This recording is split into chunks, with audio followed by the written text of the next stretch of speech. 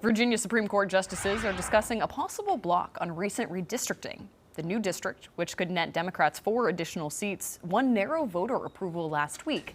But a Republican legal challenge claims the General Assembly violated procedural rules by placing the constitutional amendment before voters to authorize the mid-decade redistricting.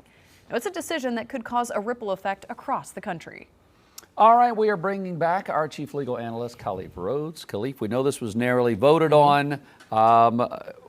Why is Supreme Court now? Why are they revisiting? Is it the constitutionality of what's going on here? Kind of break this down for us. Well, this is a procedural due process question. Did this vote take place prior in the process that it should? What is action like this something that would be considered an election? This is what the court is going to be looking at. But I'd even step back a couple points. Yes, this is backed by Republicans that are frustrated that this occurred, and it occurred in response to what obviously happened down in Texas. But most of the time when the Supreme Court or any court would look at these types of issues, it will be when this General Assembly type passed where you have the voters didn't have any impact. This one is significantly different. Even though it was narrowly passed, it was passed by the voters in the state. So it would be hard pressed to find court precedent that's past cases that could show where the court would overturn a voter initiated map, even if there are allegations of voter suppression. Typically, if it is maps drawn by legislatures, then you can see where the court would say, well, show me the process. Show me what you used. Was it politically based, which is legal, or was it race-based, which is illegal? If those scenarios would appear within the process, then the court would invalidate that. North Carolina, we've seen it happen a number of times here.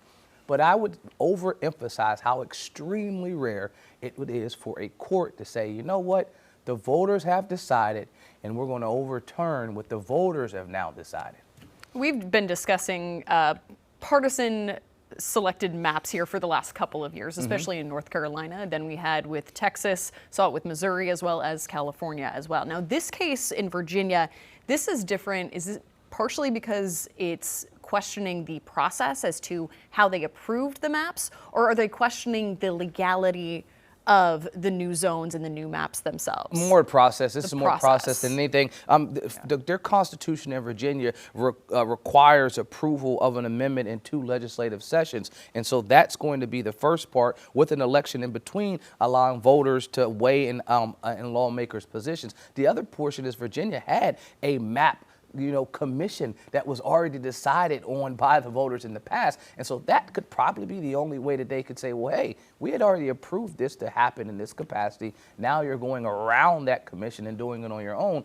But again, if it would have been, we have this commission that was voted on by the people, and then the legislature came by and did something different, I think I would follow the argument of the Republicans here and say, yes, the court would have to step in.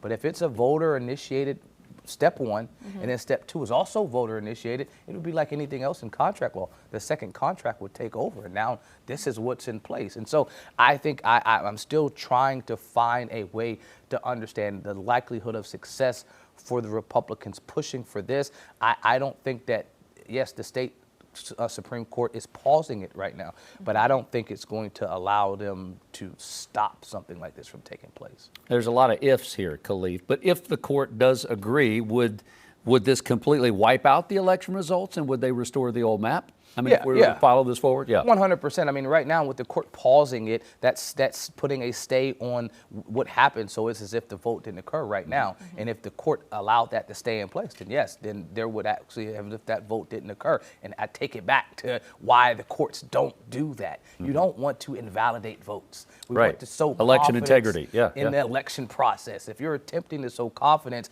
I can't say that your vote last Wednesday didn't count because the process wasn't followed properly by the folks that requested this to happen.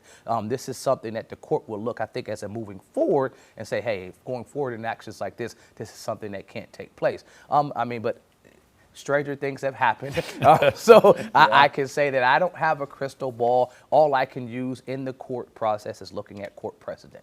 Tell me what the courts have said before, and then give an estimate of what do you think they'll say going forward based on how they reacted in the past. Queen City News Plus. Just search Queen City News on your smart TV's app store.